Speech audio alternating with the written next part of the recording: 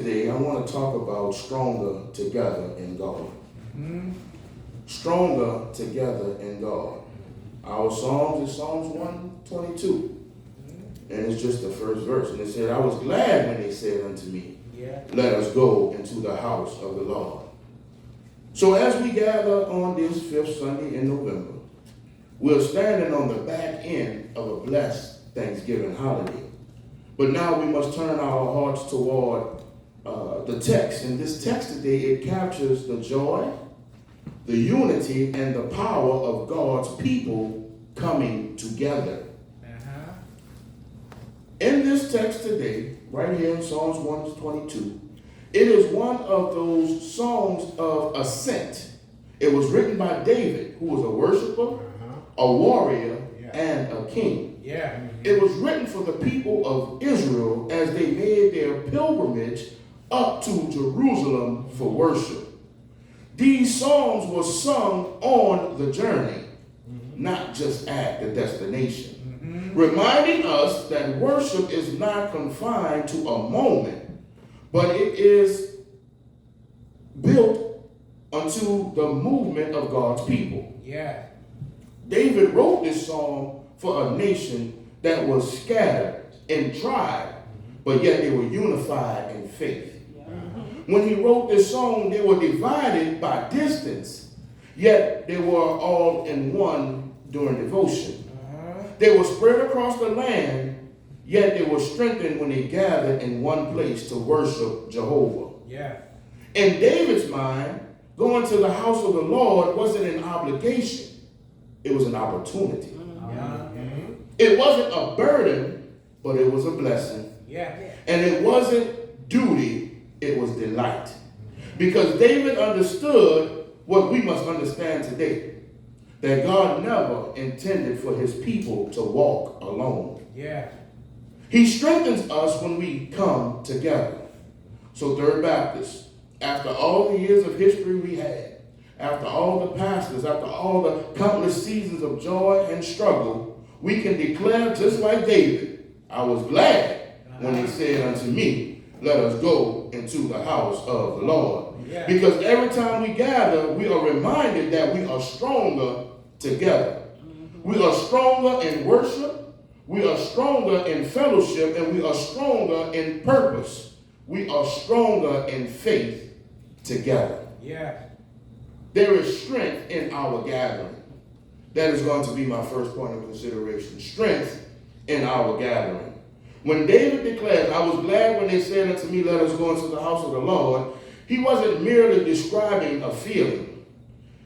He is revealing a theological commentary. He is talking about a divine gathering. It is the spiritual discipline of coming together. This psalm is one of the 15 songs of ascent, sung by the people of Israel as they traveled uphill to Jerusalem for worship 3 times a year, and it was during the great festivals. The gathering itself was an act of obedience, but more than that, it was an act of unity, because Israel was strongest when Israel was together. Jerusalem, the city of worship, literally sits on a hill. So as the people moved upward, they sung upward. They prayed upward, and they lifted their hearts upward. This movement teaches us that when God's people come together, God lifts the whole community together. The Hebrew word for house, it signifies more than a structure. It means a dwelling place. It's a family, a household, or a space of belonging. So when David says house of the Lord, he means the place where God dwells among his people, not privately, but collectively. And throughout Scripture, God attaches blessings to his people that are gathered along the way. In 2 Chronicles chapter 5, verse 13 and 14, as the priests and the singers lifted their voice as one, the glory of the Lord filled the house so strongly that the ministers couldn't even stand. Their unity invited God's presence. Over in Acts chapter 2, verse 1 through 2, The power of Pentecost came not when the disciples were scattered, but when they were all on one accord in one place. Yeah. God filled the whole house where they were. The sound of the wind was rushing, and it didn't fall on a private prayer closet. It fell on a gathered church. Yeah. Then in Acts chapter 4, verse 31, after the believers prayed together, the place where they were assembled was shaken, and they were all filled with boldness. Yeah. The miracle came after the gathering, not before it. The biblical pattern is consistent and is clear. God releases collective strength to a corporate people. When we gather, God strengthens faith, he renews joy, he multiplies courage, and he unites our hearts. Mm-hmm. Gathering spiritually, it fortifies us in ways that private devotion cannot. Yes, private prayer, it keeps you, but corporate worship, it lifts you, it fills you, and it strengthens you. So at Third Baptist, after years of worshiping together, the church is living proof that gathering, it sustains the saints. Uh-huh. Through seasons of trial and triumph, through world wars and through pandemics, through transitions and community changes, this congregation has discovered that strength rises when God's people come together. The building may have changed. The leadership may shift. The generations may rotate. But every time the saints gather, every time the church doors open, and every time the body meets in unity, God pours strength into his people. Yeah. That's why David said, I was glad. He knew that gathering wasn't an interruption to life, but it was the injection of strength that we need to face all of life's challenges. My second point, there is power in our worship. There's power in our worship. When David anticipated stepping into the house of the Lord, he wasn't simply excited about attending a service. He was eager to enter the presence of the living God. In the Old Testament, worship was characterized in Jerusalem and centralized in Jerusalem and was all the time in Jerusalem because God had chosen that place. It was Zion, and it was his dwelling place. Uh-huh. The temple was the visible sign of God's invisible presence. So when Israel worshiped together, they were stepping into a place where heaven touched earth.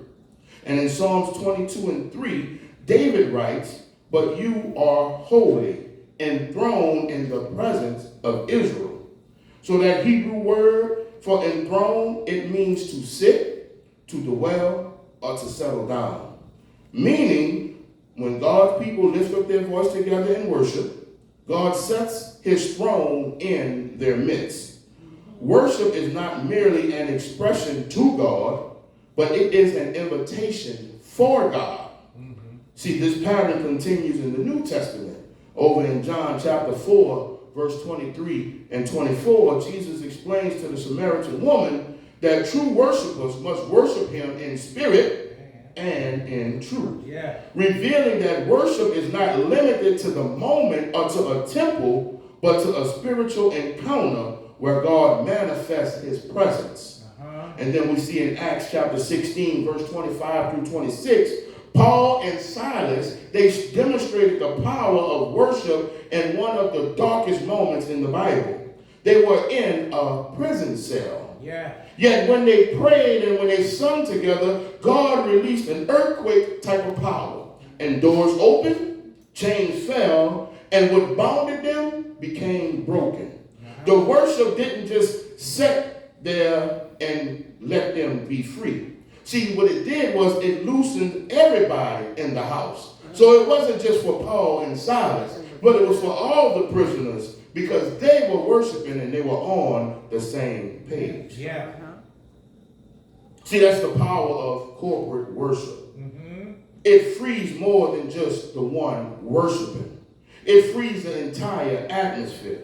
So church, this is why our worship, it should matter. Because when the choir unites their voice, when the musicians lift their instruments in praise, and when the saints clap, when they cry, and when they shout, when they lift up holy hand, God shows up. He may visit you at home, but he dwells in corporate praise. Worship strengthens the weary. It lifts the lowly, and it renews the mind. It fills the heart with hope. Worship turns a surviving church into a thriving church, because God releases power when his people worship as one. So after years of worship, right here, back in this lane, God has proven that the power that he releases in this sanctuary, it will sustain generations. And the same power will carry us into the next chapter if we worship together. My third and final point, there's a blessing in fellowship. That's 30 years. David continues Psalms 122 by describing Jerusalem as a city compact together. That Hebrew phrase means that it is joined, it is knitted, it is fashioned, or that it is framed as one unit. The city was designed both architecturally and spiritually to emphasize unity. It was a physical picture of a spiritual reality. God blesses his people when they stand together, not scattered or divided. The harmonies of Psalms 133 and 1, it says, behold, how good and how pleasant it is for brethren to dwell together in unity. The blessing in Psalms 133 doesn't fall on talent, on tradition, or even on time-honored rituals. It falls on unity. The oil on Aaron's head, it flowed down his garments as a symbol that divine blessing moved from top of the body to the bottom, but it moves united. In the New Testament, fellowship became even more essential for the identity of the church. In Acts chapter 2, verse 42, the early believers continued steadfastly in the apostles' doctrine and in their fellowship. The Greek word for fellowship means sharing, partnership, participation, and communion. It describes a life intertwined, not isolated. Their fellowship wasn't casual, it was covenantal. See, in Acts chapter 2, verse 47, it says that the Lord added to the church daily because unity became evangelistic. Jesus himself prayed for this kind of fellowship in John chapter 17, verse 21, asking the Father to make his disciples one, that the word may be believed. So he sent his disciples in unity. Unity is not optional. It is missionary, and it is purposeful. So our fellowship is our strength. For years, fellowship has carried the congregation through sorrow, through transitions, through leadership changes, and through cultural shifts. And when we gather, we don't just assemble to connect. We encourage, we uplift, and we support. We love each other. With fellowship, it reminds us that we walk not just a solo journey, but as a shared calling.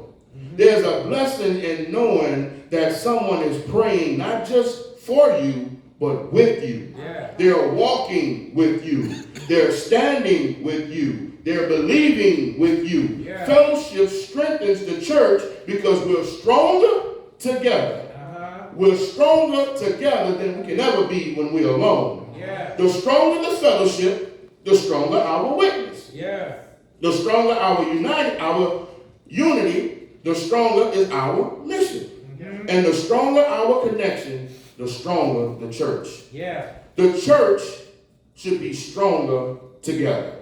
We're stronger when we gather in his name. We're stronger when we worship in his presence.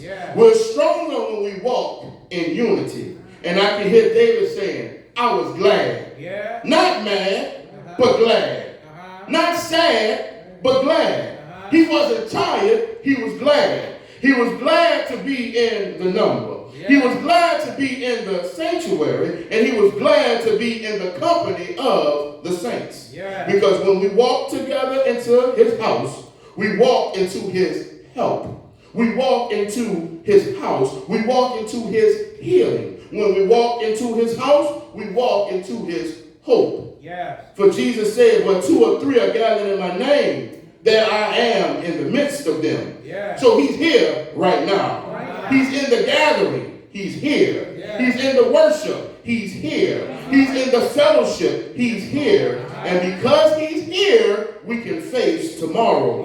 Because he's here, we can stand in unity. Because he's here, we can move forward in faith. See, they hung him high. And they stretched him wide. He hung his head, and yes, he died.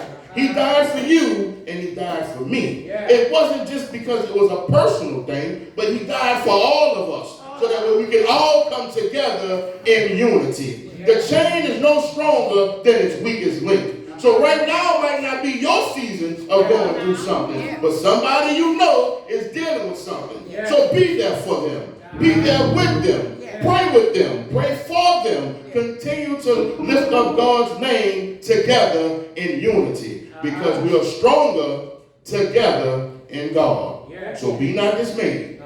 Whatever betide, God will take care of you. He loves you, and so do I.